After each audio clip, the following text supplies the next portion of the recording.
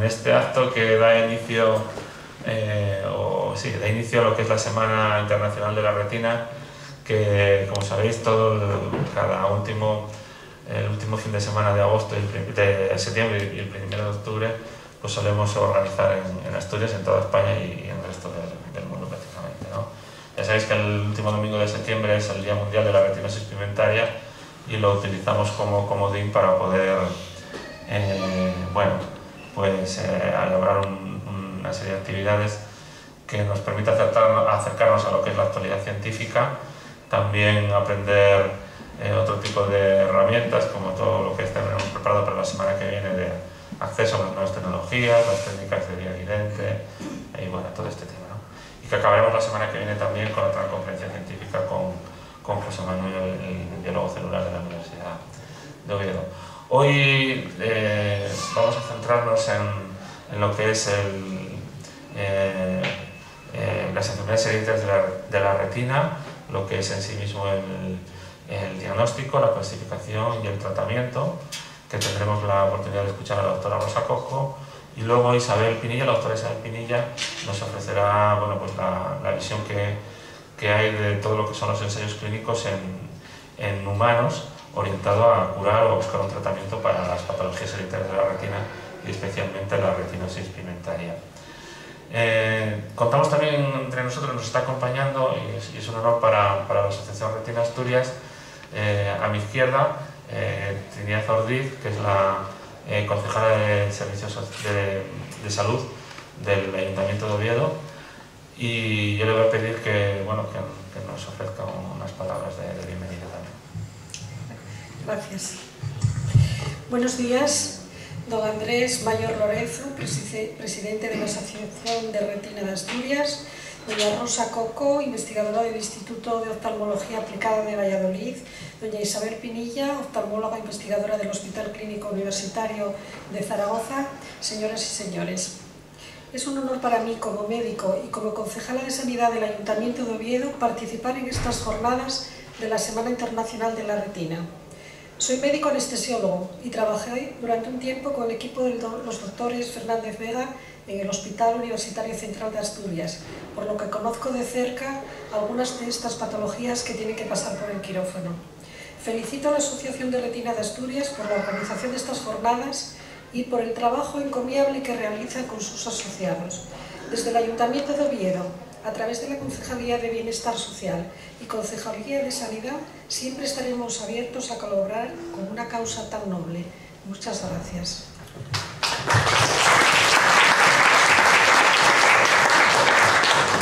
Muchas gracias, Trinidad. Es para nosotros también un honor contar cada año con el apoyo del Ayuntamiento de Oviedo.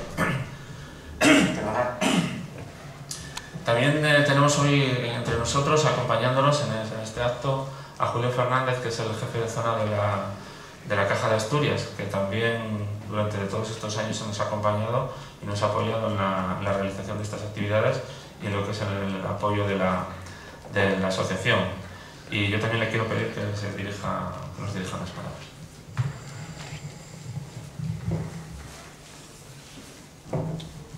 Muchas gracias a la asociación por la invitación. Para Caja Asturias es un honor y a la vez una obligación colaborar con vosotros y volver a la sociedad parte de la confianza que tienen nosotros. Que sepáis en estos tiempos turbulentos de las finanzas que nosotros vamos a seguir ahí, da igual que nos llamemos como nos llamemos a nivel nacional, la obra social va a seguir ahí y va a seguir apoyando iniciativas como la vuestra. Es más, lo que pretendemos es tener una entidad más fuerte para poder apoyar mucho más iniciativas como esta. Muchas gracias.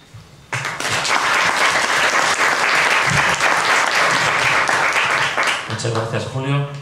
Ya sin más, vamos a dar la palabra a la primera de las ponentes, a la doctora Rosa Coco Martín. Ella es oftalmóloga e investigadora, viene desde Valladolid, trabaja en el Instituto de Oftalmobiología Aplicada de Valladolid, el IOVA, que ya en otras ocasiones hemos tenido la oportunidad de escuchar y que nos va a hablar un poco de lo que es las enfermedades hereditarias de la retina, la clasificación y el buen diagnóstico de estas patologías, que siempre tienen sus símbolos. Ya sin más, le damos la palabra y luego ya le damos la bienvenida a Isabel Pinilla. ¿Vale? Bueno, pues gracias. Vale. Bueno, en cualquier caso, mientras bajáis, quiero aprovechar para darte las gracias por invitarme por enésima vez a Asturias. Es un placer siempre venir a esta tierra y bueno, poder estar unos minutos, unas horas con vosotros. Como decía Andrés, yo voy a hablaros de lo complejo que es este tipo de enfermedades. Esto no es una enfermedad, son muchas enfermedades en las que mutaciones en un mismo gen van a producir cuadros clínicos muy distintos, de distintas gravedades, y mutaciones en muy distintos genes pueden producir el mismo cuadro clínico con la misma gravedad. Entonces, un poco para que os haga, no os voy a contar todas las hereditarias, solo algunas de ellas, ¿no? Pero sí que quería enseñaros un muestrario de lo que es lo más frecuente y de lo que hay. Bueno, aquí tenemos un ojo, esto es lo que se ve por fuera, pero si le hacemos un corte al ojo y lo miramos por dentro, el ojo lo que tiene por detrás en la pared, lo que nosotros llamamos el fondo de ojo, lo que cuando dilatamos la pupila y vemos hacia atrás, aquí es la retina. En el centro, en lo que queda justo en frente de la pupila, está la mácula, la zona de máxima visión, ¿vale? Y el ojo no está hueco, tiene una gelatina transparente dentro, que es el vítreo. Detrás del iris, el iris es lo que da color al ojo, lo que es marrón o verde o azul, y el iris tiene un agujerito que es la pupila, algunos la llamáis la niña, y justo detrás tenemos el cristalino. El cristalino es una lente, como una lentejita, y es lo que cuando se opacifica pues se llama catarata. O sea, si la lente la tenemos sucia, la tenemos blanquecina, pues no vemos a su través, y es cuando hacemos catarata, pues hay que quitarla, tanto a las personas mayores como a las personas que tienen patología y que la desarrollan más jóvenes, ¿vale? Bueno, pues de todas estas cosas vamos a quedarnos con la retina, que como hemos dicho es la capa más interna de la parte de atrás del ojo. O sea, cogemos el ojo, lo que hay justo aquí tapizando por delante, eso es la retina. Es el tejido noble del ojo, es el que ve. Es como la pantalla esta que tenéis aquí, donde se forma la imagen. Entonces, cuando la pantalla se deteriora, no se ve bien. Si la pantalla tiene un agujero aquí, nos falta lo del medio. Si la pantalla por fuera es de color masmarengo, la calidad de lo que estamos viendo por fuera es mala, ¿vale? Entonces, para que os hagáis una idea de por qué vemos mal cuando se nos altera la retina y no somos capaces de arreglarlo poniendo lentes, poniendo gafas. Es un problema de la pantalla, no del proyector. No es un problema de enfoque poniendo lentes. Bueno, y aquí os presento una retina. Si cogemos la retina y le damos un corte, pues vemos tres capas que son más importantes en este tipo de enfermedades. Una, estas rayitas que vemos aquí, que son los bastones y los conos. El epitelio pigmentario de la retina, que es como la criada de la retina, es el que dice quién pasa para arriba desde la capa vascular, los nutrientes, el oxígeno, todo, tiene que atravesar el epitelio pigmentario, y los productos de desecho de los fotorreceptores se van hacia los vasos sanguíneos de la coroides a través del epitelio pigmentario. El epitelio pigmentario es el que regula todos los pasos entre los vasos que hay aquí en la coroides y los fotorreceptores. Y los vasos pues, son los que llevan el oxígeno, los nutrientes, etcétera, para nutrir esta parte de la retina. Entonces, estas tres capas, coricapilar, epitelio pigmentario y fotorreceptores, forman una unidad funcional. Siempre que una de ellas falla y se muere y desaparece, desaparecen las otras tres. O sea, van juntas. Da igual que el fallo primario esté aquí, que esté aquí, que esté aquí. Y vamos a empezar, vamos a empezar por esta capa, por las enfermedades que empiezan afectando primariamente a los fotorreceptores, que son los bastones y los conos.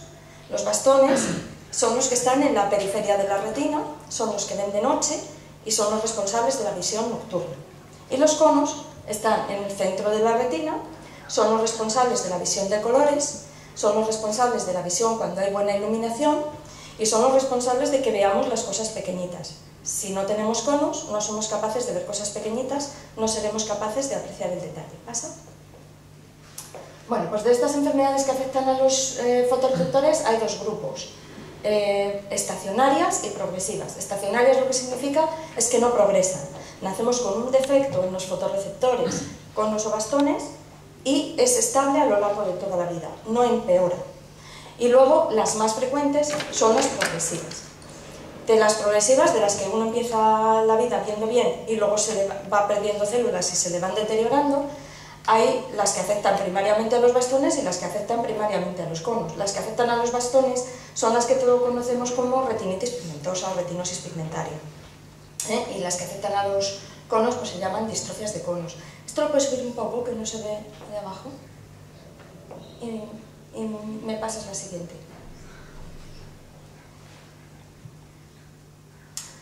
Bueno, de las que afectan a los bastones y son estacionarias, no empeoran, tenemos la ceguera nocturna congénita estacionaria. Sí, ahí un poco mejor. La ceguera nocturna congénita estacionaria normalmente cursa con fondo de ojo normal. ¿Me pasas la siguiente? Y en estas la siguiente también. Dale otra vez. Ahí. En estos pacientes el único síntoma que aparece es la ceguera nocturna. O sea, cuando no hay luz, ven fatal, no se pueden manejar bien. Y os pongo aquí una curva de adaptación a la oscuridad normal comparada con la de un paciente con ceguera nocturna congénita estacionaria. Pero vamos, un paciente con retinitis pigmentosa también tendría esta curva, porque es afectación de bastón también. Entonces al principio se adaptan los conos hasta unos 7 minutos más o menos y luego los bastones. Entonces, esto lo que significa es que podemos ir bajando la intensidad del estímulo luminoso, que si le mantenemos al paciente muchos minutos en oscuridad, va a ir reconociendo estímulos luminosos cada vez menos intensos. Sin embargo, los pacientes con enfermedades en los bastones, tanto la ceguera nocturna congénita estacionaria como la retinitis pigmentosa, siempre necesitan que el estímulo luminoso sea muy intenso para reconocerlo. O sea, no son capaces de, cuando pasa el tiempo, manejarse en la oscuridad. ¿Pasa la siguiente? Y algunas de estas cegueras nocturnas congénitas estacionarias tienen algunas anomalías en el fondo de ojo. Entonces, cuando tienen anomalías en el fondo de ojo, pues les damos nombres especiales. Por ejemplo, si normalmente cuando están en luz la retina tiene este color dorado, verdoso, amarillento, y cuando pasan un tiempo en oscuridad tienen un aspecto normal, pues lo llamamos enfermedad de Oguchi. Esta es muy frecuente en orientales, los chinos, los asiáticos tienen muchas. El fundus albipuntatus pues es lo mismo, una ceguera nocturna congénita estacionaria con muchos puntitos amarillos. Y la retina parchada de Candori pues tiene manchas amarillentas en el fondo de ojo más grandes que estas. Pero básicamente todas se comportan igual, o sea, lo que les pasa es que ven mal de noche y que es una enfermedad no progresiva, ven igual toda la vida. Y luego tienen unos cambios en el electroretinograma muy característicos. Este sería un electroretinograma normal, con una onda negativa y una B positiva, y estos pacientes solo aparece la onda B, no aparece. Entonces el diagnóstico lo podemos hacer, el diagnóstico diferencial, o sea, distinguir la de una retinitis pigmentosa, lo podemos hacer con un electroretinograma. Seguramente algunos de vosotros os han hecho electroretinogramas. Bueno, de las no progresivas que afectan primariamente a los conos, tenemos dos grupos que son lo que nosotros llamamos las discromatopsias, los daltónicos. Seguramente que habéis oído los daltónicos, que tienen problemas en distinguir colores, y seguro que conocéis algún varón daltónico, porque el 7% de los varones son daltónicos. Entonces no te distinguen un caqui de un marrón, el negro del azul, el rojo oscuro de un marroncillo. Suelen tener problemas, la mayor parte de los más frecuentes, en el eje rojo-verde. Todos los colores que son mezclas de rojo y verde, los marroncillos, los caquis, esos los confunden mucho. Y entonces se ponen la ropa con combinaciones extrañas y tal, porque no distinguen los colores. Son muy frecuentes, ¿vale? Pero son benignas, ¿vale? No ven los colores, la única limitación que tienen, pues que no pueden ser controladores aéreos y ganan una pasta, pero vamos, no tienen más limitación, ¿vale? Sin embargo, cuando la ceguera de colores es más importante, cuando los conos están más afectados, o sea, aquí hay una anomalía, tenemos tres pigmentos, como la televisión, que tiene el rojo, el verde y el azul, y con la combinación de esos tres nos saca todos los colores. Bueno, pues el ojo funciona igual, y de hecho la televisión está basada en cómo funciona el ojo. Entonces, cuando hay anomalías de uno de esos tres pigmentos, del rojo, del verde o el azul, pues el daltonismo es leve. Cuando tenemos pérdida de uno de esos pigmentos, o sea que realmente no tenemos o pigmento verde o pigmento rojo o pigmento azul, pues ya la afectación de la visión de colores es más grande. Pero empezamos a tener problemas de visión y problemas en los pacientes en su vida real cuando solo tenemos un pigmento en la retina, o solo el verde, o solo el rojo, o solo el azul. Porque ahí la ceguera a colores es completa, no distinguen ningún color, pero seguimos teniendo un matiz. Cuando tenemos conos rojos o conos verdes, La agudeza visual, es decir, la capacidad de ver cosas pequeñitas, no se afecta, porque estos son los conos que están en la fóvea, en la zona de máxima visión, que es el centro de la mácula. Entonces, cuando tenemos ese tipo de conos, pues somos capaces de ver cosas pequeñitas. Sin embargo, si solo nos quedan conos azules, o si nos quedan unos conos muy pocos que son anómalos, entonces vamos a tener problemas para distinguir los colores. Es la cromatopsia congénita o monocromatismo de bastones, que es relativamente frecuente y que a veces se confunde con una distrofia de conos, porque dan el mismo tipo de electroretinograma. Los conos no funcionan. Cuando haces el electroretinograma te das cuenta que no hay respuesta de conos, pero la diferencia está en que esta no va a progresar, el paciente ve lo mismo toda la vida, entonces no tiene la losa encima de que va a ir empeorando. ¿De acuerdo? Pasamos. Aquí tenemos un ejemplo de monocromatismo. Además, estos pacientes tienen fondo de ojo normal y las pruebas, cuando las hacemos en oscuridad, son absolutamente normales, aparecen las curvas normales, pero cuando las hacemos en condiciones de buena iluminación, en condiciones mesópicas que llevamos nosotros, los registros son planos, ¿no? Y esto a veces pues, se puede confundir con una distrofia de conos que da el mismo electroretinograma, pero no lo es. Y yo creo que es muy importante cara a los pronósticos de los pacientes, ¿no? Bueno, entonces empezamos con las progresivas. No le voy a dedicar mucho tiempo a la retinitis pigmentosa típica porque yo creo que es, bueno, todo el mundo la conoce, para los oftalmólogos es muy evidente el diagnóstico, no se va a confundir con nada, con este aspecto tan típico, la pigmentación en espículas, la parte central más conservada, la curva de adaptación a la oscuridad plana, el problema de campo central, que no se ve el campo, vamos a ver, la restricción de campo, que te hace tener un campo tubular y por lo tanto tropezar con objetos, no ver el banzo, no ver las escaleras y que realmente moverse por el mundo sea muy complicado, y sobre todo se complican mucho más las cosas cuando llega la noche o cuando entras en un sitio oscuro donde ya realmente no se ve nada. Pasa a la siguiente. Pero hay variaciones atípicas. Hay pacientes que, teniendo la misma sintomatología de retinitis pigmentosa, cuando les miramos el ojo, en lugar de ver la pigmentación en espículas típicas, pues les vemos otras cosas. A algunos les vemos pues, unos depósitos aquí amarillos que brillan, que sería el Vieti, o les vemos manchas blanquecinas, que sería la retinitis punctata albecens. Luego hay un tipo de retinitis pigmentosa que es muy grave, que es la maurosis congénita de Leber. La maurosis congénita de Leber es una retinitis pigmentosa que el paciente en el segundo año de vida ya perdió toda la visión, cosa que en una retinitis pigmentosa normal pues, pasa ya más en la edad adulta, ¿no? Y luego las formas iniciales pues, pueden no verse todavía pigmento, las formas que están empezando.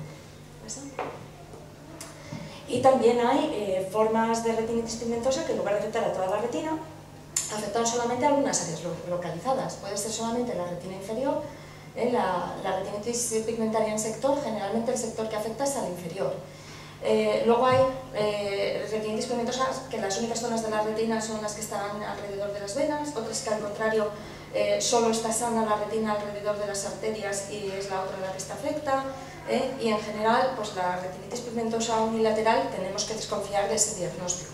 Dame una vez un botón.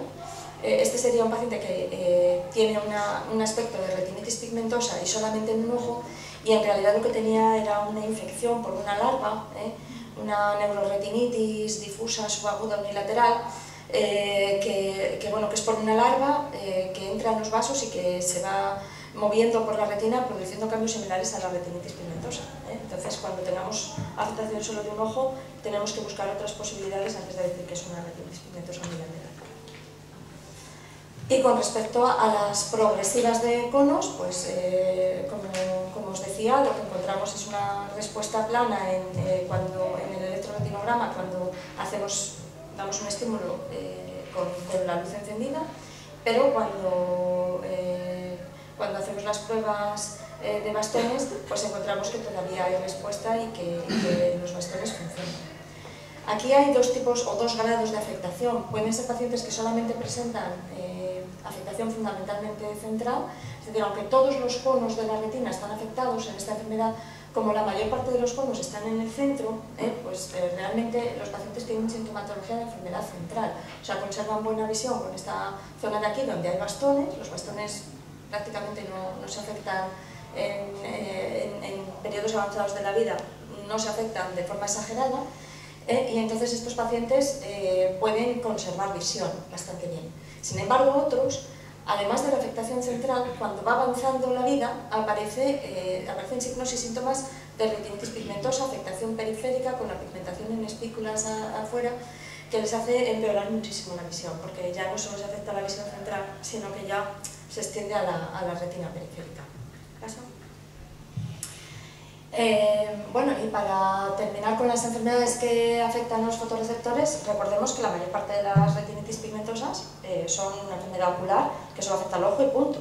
Pero hay un 20% de retinitis pigmentosas que se dan en el contexto de una enfermedad sistémica, de una enfermedad que afecta a otros órganos del cuerpo.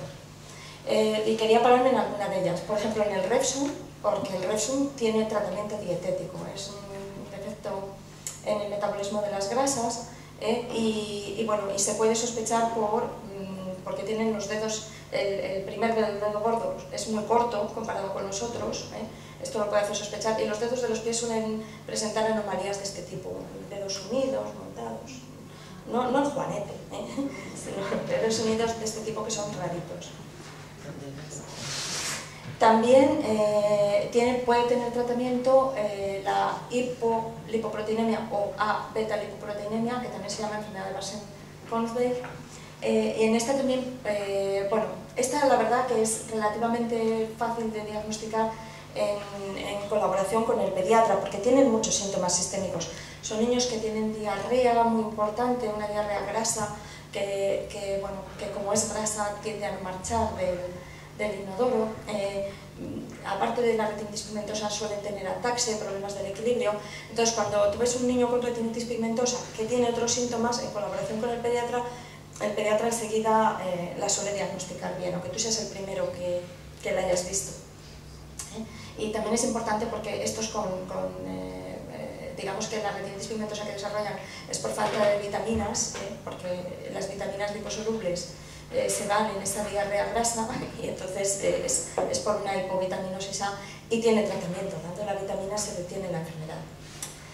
Hay otras retinitis pigmentosas que se dan en relación con enfermedades neurológicas, las de la ataxia, que bueno, se pueden ver de vez en cuando, pero las dos que más me importaban por ser las retinitis pigmentosas más frecuentes son las que van asociadas a sordera, fundamentalmente el úser. El úser supone un 20% de ese 20% de retinitis pigmentosas sindrómicas, e incluso supone un 5% de las sorderas congénitas. Y el Bardet-Biedl, que bueno, pues son niños así con tendencia a la obesidad, pueden tener o no retraso mental, un hipogonadismo, problemas o retrasos en la maduración sexual, es lo que produce eso. Pues estos se pueden diagnosticar porque es muy frecuente que tengan polidactilia, es decir, que tengan dedos supernumerales, muy frecuente este sexto dedo. A veces ya se lo han quitado, se lo quitaron de pequeñitos y lo que tienen aquí es una cicatriz de cuando les quitaron ese dedo supernumeral. Sí. Pasa al siguiente. Y luego hay las que se asocian con enfermedades musculares que suelen producirse por mutaciones en el DNA de las mitocondrias, pues estas también pueden tener cierta mejoría con tratamientos. Pasa al siguiente. Bueno, y pasamos al segundo grupo de enfermedades, que son en las que las mutaciones están primariamente en alguna proteína que se expresa aquí en el epitelio pigmentario de la retina. Esa es la siguiente. Y empiezo esta diapositiva diciéndome, porque el Stargardt, que está en todos los libros puesto entre las enfermedades que afectan al epitelio pigmentario de la retina, desde que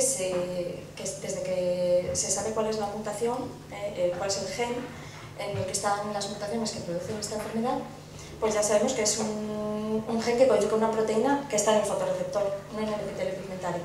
Lo que pasa es que esa mutación produce que se acumule una sustancia tóxica en el epitelio pigmentario de la retina. Entonces, como había constancia en los estudios de biopsias, etcétera, o de autopsias, de que estos enfermos tenían este producto acumulado en el epitelio pigmentario de la retina, se pensaba que era una enfermedad del epitelio pigmentario. Esta enfermedad es la segunda hereditaria más frecuente después de la retinitis pigmentosa.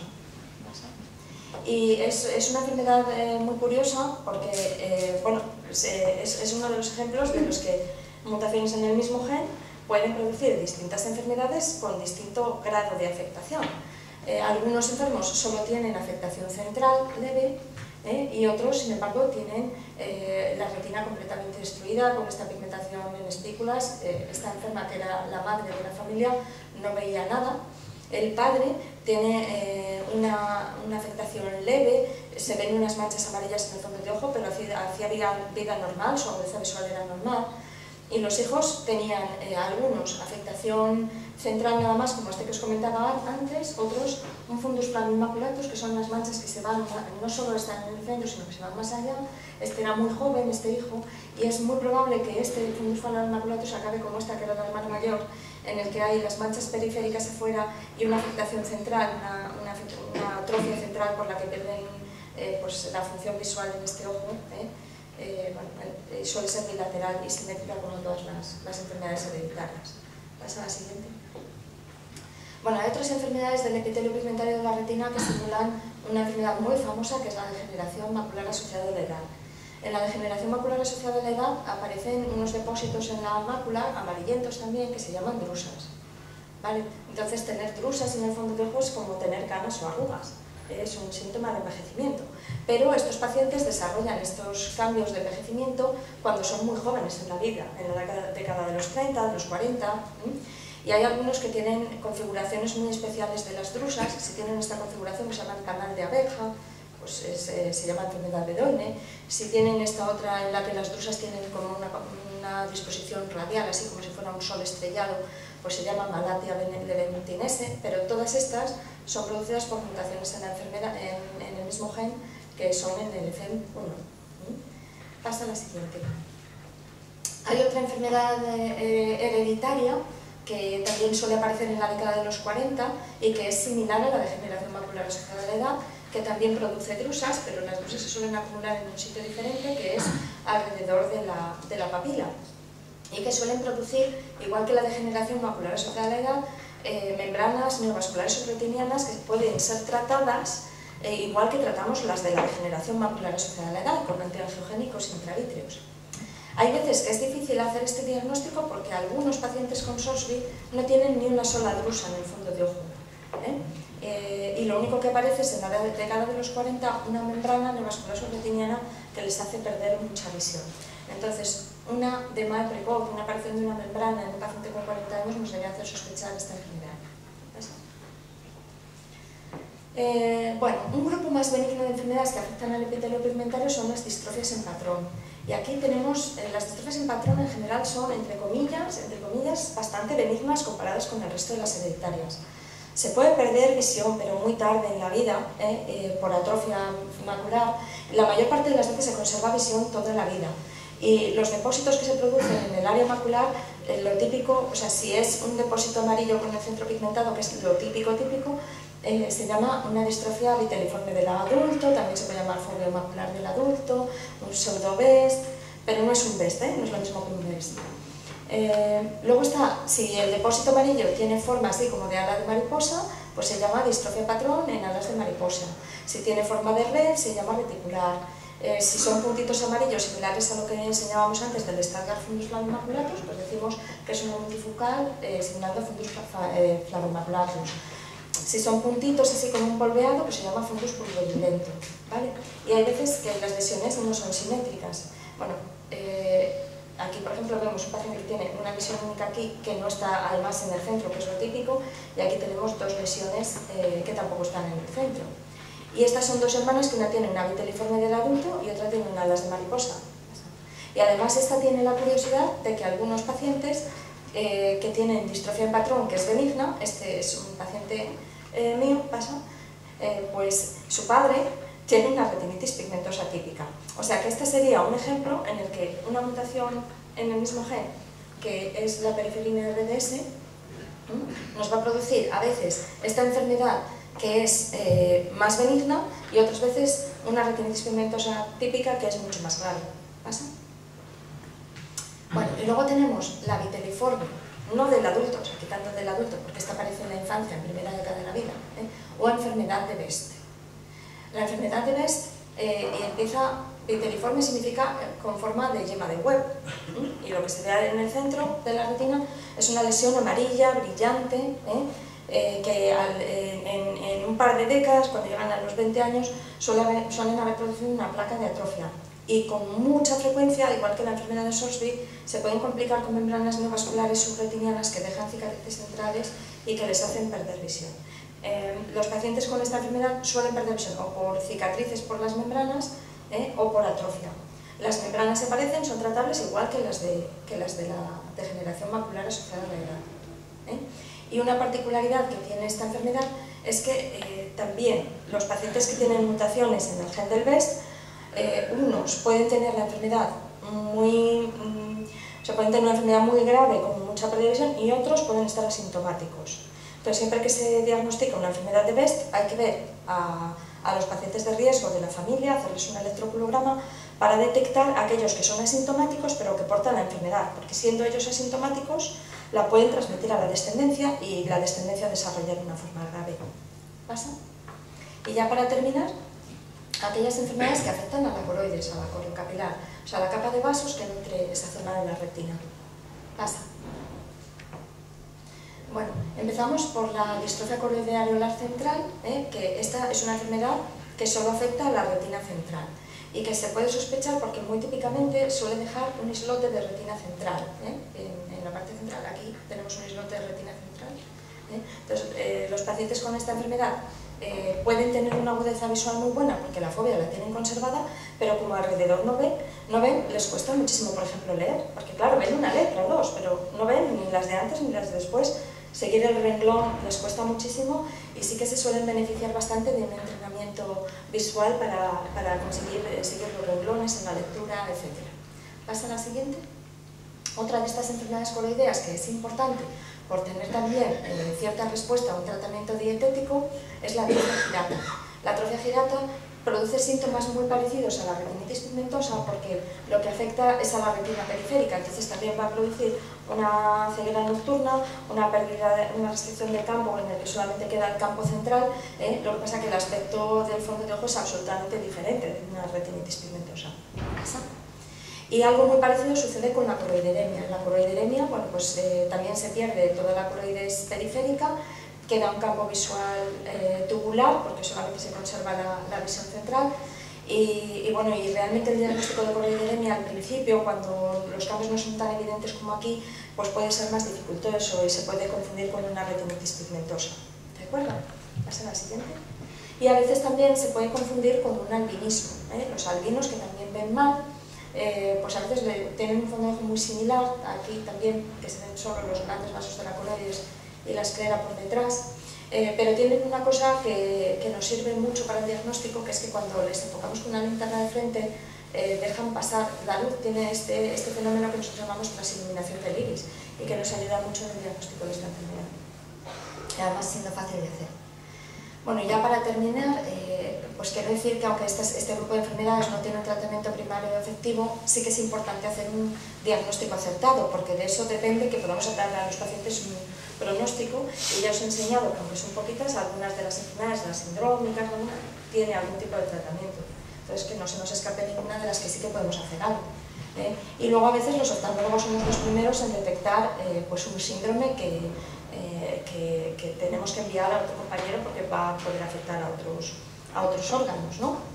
Y yo creo que algo que se hace poco ahí en torno al mea culpa como oftalmólogo, pues a veces no hacemos en las consultas un adecuado consejo social y genético, ¿no? De cómo enfocar la vida pues, a un chico de 12 años con Stargardt que puede estudiar, en lo que pueda trabajar, etcétera, y decir a las familias el riesgo de que pueden aparecer otros afectos en ellas.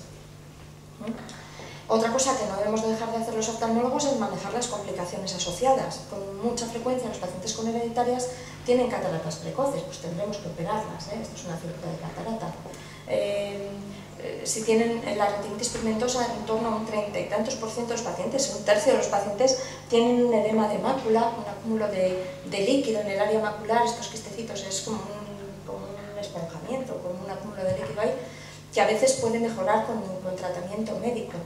Otras veces, como os decía, pues aparecen esas membranas neovasculares subretinianas en un BEST, en un SORSBI, estos son unas estrellas angioides que podemos tratar, como ya os adelantaba antes, poniendo antiangiogénicos intravítreos, como si fueran las membranas de un miope o de una DMAE.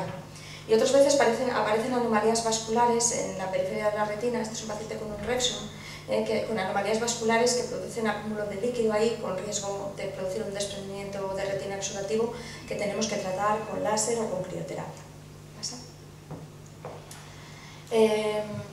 Algo que yo sí que hago en la consulta, pero que en general no se hace en las consultas de oftalmología, y hay sitios donde no hay genetistas clínicos. Vosotros aquí en Asturias tenéis mucha suerte, tenéis consulta de genética clínica, pero en Castilla y León no hay ni un solo hospital público con genetista clínico. Y hay problemas, porque aunque hay un concierto con la Fundación Jiménez Díaz, no a todos los pacientes les dan autorización para ir a la Jiménez Díaz, al Consejo Genético. Entonces hay un grave problema en el entorno en el que yo trabajo. Entonces trato de, hasta donde yo sé, hacer yo misma el consejo genético a mis pacientes. Entonces para ello hay que hacer el árbol familiar, y bueno, hay veces que realmente el patrón de herencia está muy claro. Aquí os he puesto un ejemplo del monocromatismo de conos azules que os enseñaba antes, donde teníamos muy claramente personas que eran o sea, este joven y tres varones de la familia tenían la enfermedad muy claramente, con lo cual estas mujeres que había por aquí eran portadoras obligadas, ¿vale? Pero había muchas otras mujeres aquí que estaban además en edad fértil y que podían tener riesgo de transmitir la enfermedad. Entonces esta mutación en el único sitio donde la hacen en el mundo es en la Universidad de Aarhus, en Dinamarca. Y este paciente era de Pamplona y el genetista clínico de Pamplona mandó la muestra a Dinamarca, le hicieron el diagnóstico genético y pudieron ver cuántas personas de la familia tenían, o sea, cuántas mujeres de esas que tenían riesgo eran realmente portadoras. En el medio tiempo que llegó el resultado de Aarhus, que tardaron como 2 años, la hermana de mi paciente tuvo un hijo que era afecto. Sin embargo, estas otras, que son primas de mi paciente y esta sobrina, ya saben que son portadoras de la enfermedad y que si tienen otros hijos varones pueden padecerla. Entonces estas 3 pueden evitarlo y esta otra pues sabe seguro que su descendencia no la va a padecer. Y esto es importante, el dar el consejo genético e incluso si lo necesitan hacer el diagnóstico genético molecular que nos ayude a llegar a este grado de precisión. Y es importante también ver a la familia. O sea, hay veces que te dicen, no, este no tiene nada, este ve muy bien, y luego tú le vienes el fondo de ojo y tiene cambios. O en un BEST le haces un electrocardiograma y te sale anómalo, siendo el fondo de ojo normal. ¿Pasa? ¿Cuándo tenemos que llegar a pedir, o sea, no solo hacer el consejo genético, el árbol genealógico, a veces haces el árbol genealógico y es una autosómica recesiva, no tiene riesgo para la descendencia y no haces más, ¿no? Pero ¿cuándo tenemos que llegar a pedir el diagnóstico genético molecular? Intentar encontrar la mutación. Bueno, pues es importante en casos infantiles, porque normalmente los padres se encuentran en edad de tener más hijos y aunque sea recesiva, pues en hijos sucesivos puede volver a darse el evento. En los casos que no son esporádicos, o sea, siempre que hay más de un efecto, vamos a tener más posibilidades de encontrar la mutación, con lo cual merece la pena. En los sindrómicos, para confirmar, porque por la posible afectación de otros órganos que tendremos que remitir a los compañeros especialistas en ese campo. En los casos de diagnósticos poco claros, debido a que exista variabilidad en la familia y tal, para intentar bueno, pues ver con más claridad qué es lo que está pasando ahí. Y en el estándar, porque en el estándar tenemos un chip diagnóstico que es baratísimo, que son 100 euros, entonces le metes el chip y sabes la mutación, tienes la confirmación del diagnóstico, además sabes si la mutación es grave o es leve y un poco puedes orientar el pronóstico. Quería además recordar que es importante todo lo que son ayudas de baja visión, referir a los pacientes a las asociaciones, el que cumple criterios para registrarse como ciego, pues referirlo al INSERSO, a los centros base de minusválidos, para valoración, etc. Porque hay algunos pacientes que no tienen hechas estas cosas y bueno, hay algunos beneficios sociales. No va a haber lo mismo aunque esté en la 11. Yo encuentro a veces pacientes, no solo de afectos de retinitis pigmentosa, afectos de otras enfermedades de la retina, que son reacios a ir a la 11. Ay, no, es que yo no estoy ciego. Si nadie te está diciendo que estoy ciego, si vas a ver lo mismo. Pero hay una serie de ayudas, las consultas de la 11 de baja visión son gratuitas, las ayudas que son caras están subvencionadas, ¿por qué no te vas a beneficiar de esos pocos beneficios sociales a los que tienes derecho, ¿no? Pasa a la siguiente. Y luego para terminar, y esto ya es lo último, quería hacer un breve comentario sobre las vitaminas porque nosotros que tenemos consultas online en la página web del instituto y tal, recibo muchas consultas sobre si me tomo vitaminas o no me tomo vitaminas, ¿vale? Hay un ensayo clínico hecho en los años 90 por Berson, en el que probó la utilización de vitaminas en pacientes con retinitis pigmentosa, única y exclusivamente en pacientes con retinitis pigmentosa. Lo que encontró fue que la vitamina A parecía enlentecer el deterioro de la respuesta del electroretinograma. O sea, el electroretinograma se conservaba sin desaparecer durante más tiempo que en aquellos pacientes que no tomaban vitamina A. Sin embargo, en los que tomaban vitamina A, el efecto era el contrario. O sea, estaban peor si tomaban la vitamina E y la enfermedad evolucionaba más deprisa tomando vitamina E que si no la tomaban, ¿vale? Este es un condicionante muy importante. Pasa la siguiente. El ensayo clínico que hizo Berson los pacientes tomaban una cantidad muy importante de vitamina A, pero la dosis que tomaban son 15.000 unidades internacionales que se saben que no son tóxicas para adultos. Más de 20.000 unidades internacionales son tóxicas, pueden producir problemas. Y además la vitamina A no es inocua, es teratogénica. Esa palabra lo que significa es que si lo toma una mujer en edad fértil y se queda embarazada, el feto puede sufrir malformaciones. Se sabe que la vitamina A produce una osteoporosis precoz y fracturas de cadera más precoces. Puede producir hepatopatías, otros problemas óseos. Entonces no es inocua, no es cuestión de tomar vitamina A alegremente sin ningún control médico. No se debe de hacer esto. Y luego en nuestro país tenemos otro problema muy importante, que es que no disponemos de las dosis de vitamina A que recomienda el ensayo de Berson.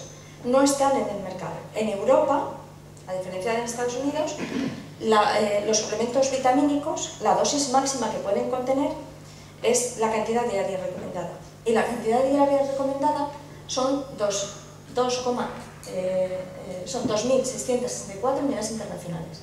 Recordad que el ensayo de Berson usaba 15.000 unidades internacionales. Entonces, esta es una dosis muy inferior a la que usaba Berson.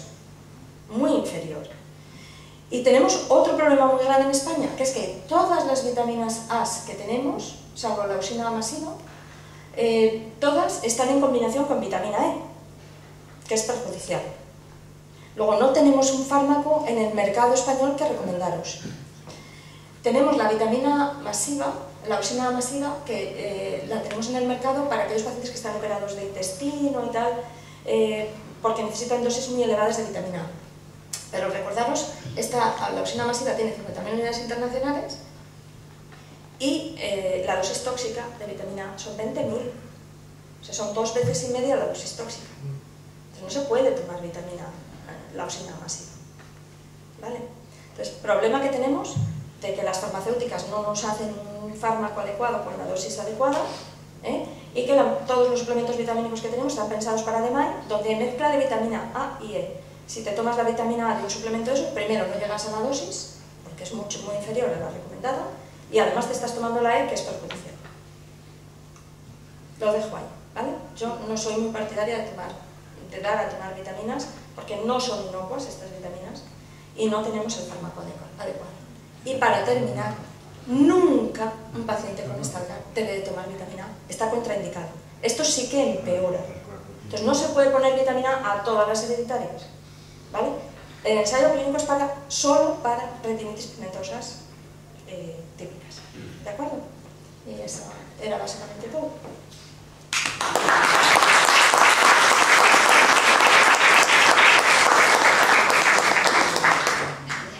Muchas gracias, Rosa. Bueno, como podéis ver, y Rosa nos lo ha demostrado una vez más, la complejidad del problema al que nos estamos enfrentando, ¿no? No solo con la retinosis pigmentaria, sino todas las cosas que hay alrededor, todas las patologías, y por eso nos tenemos que hacer, bueno, dedicar más esfuerzo a intentar, bueno, pues buscar una solución o un tratamiento para todas estas patologías. Ya está aquí Isabel, muy bien. Bueno, vamos a dar la palabra ahora a la doctora Isabel Pinilla Lozano, que viene del Clínico de Zaragoza, que ya en otras ocasiones hemos podido contar con su presencia, y ella ya lleva varios años representando a España en la reunión anual de Retina Internacional, que se hace todos los años en Miami, en Florida, y donde se presentan todos los ensayos clínicos y toda la investigación que hay en torno a todas estas patologías. Ella también estuvo este año, allí en mayo, y nos va a contar un poco todo lo que fueron los ensayos clínicos. Sabéis que para que un tratamiento sea validado en humanos, pues tiene que haber un ensayo clínico donde se pruebe su eficacia. Y bueno, pues le doy la palabra ya a Isabel, que nos cuente un poco lo que hay. Sí, buenos días a todos. Agradecer a Andrés, como siempre, la invitación a venir. Sabéis que es un placer, me gusta mucho Oviedo, aunque esta vez ha sido un viaje un poco relámpago. Y os voy a comentar los ensayos clínicos que se presentaron en Retina Internacional este año. No se presentan todos, como dice Andrés, se presenta alguno, ¿vale? Y he quitado, no voy a hablar de los que presentaron respecto a la degeneración macular asociada a la edad. Esta no es la mía. Es esta que tienes minimizada.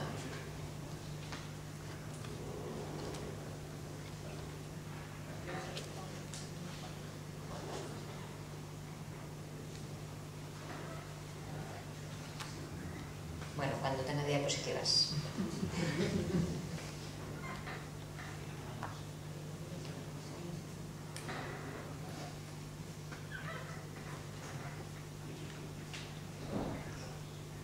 ¿La pones desde el principio?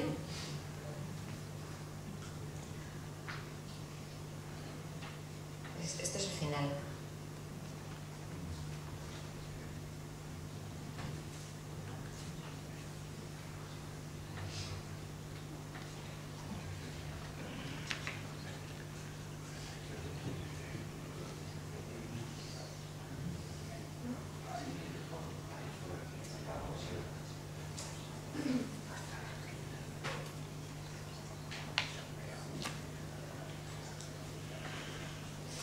Hay muchas antes.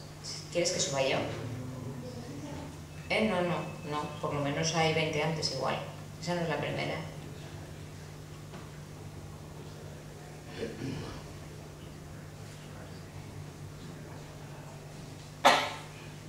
Eso sí. Vale, muy bien. Y ya puedes pasar. ¿Pasa la siguiente? Vale, entonces os comento que se presentan también ensayos clínicos con respecto a la degeneración macular asociada a la edad, porque me imagino que sabréis que Retina Internacional, aparte de cubrir a los enfermos afectos de retinosis pigmentaria, también tiene afiliados con degeneraciones maculares y con otras patologías tipo úsero, enfermedades o distrofias, otras distrofias. ¿Pasa? Vale, os voy a hablar primero de lo que se presentó, que son de administración oral o de administración tópica, o pastillas o gotas. ¿Pasa? La primera que se presentó respecto a de administración oral es un tratamiento para la amaurosis congénita de Leber. Pasa la siguiente. Es un fármaco con un nombre muy raro. Os lo puedo leer, se llama QLT0910001, en realidad es un retinoide, ¿de acuerdo? Un derivado del retinol. Su indicación sería en algunos enfermos con amaurosis congénita de Leber, que ya sabéis que es un tipo de degeneración retiniana en la cual ya en la infancia tienen un déficit visual muy grande y que hay muchos genes que se han descrito como transmisores de este tipo de patología. Estaría limitado el uso de este retinoide a dos tipos de amaurosis congénita de Leber, a la que se transmite ligada al gen RPE65 y a la que se transmite ligada al gen LRAT, que son un porcentaje relativamente pequeño de la amaurosis congénita de Leber. El problema es que estos genes hacen que interfieren en el ciclo del retinol, de manera que los fotorreceptores no tienen un buen funcionamiento del retinol y el retinol es necesario para que se produzca el proceso de la fototransducción y para que podamos ver. Entonces, lo que hacen es que estimulan lo que es la fototransducción de una manera anómala y la célula está como siempre si estuviera expuesta a la luz. Pasa a la siguiente. Estos serían los dos genes que interfieren o que intervienen otros muchos en la cadena del retinol. ¿Pasa? Y se ha visto que si consigues modificar esta cascada que está funcionando mal, la cascada del retinol, puedes mejorar la célula, porque no son los ésteres que se originan, los productos de desecho que se originan de esta cascada anómala, no son ellos los que dañan la célula. Entonces, si interfieres en la cascada para que no continúe con esta fototransducción anómala, puede mejorar la visión. Pues se ha visto que la administración oral de este derivado del 9-cis retinol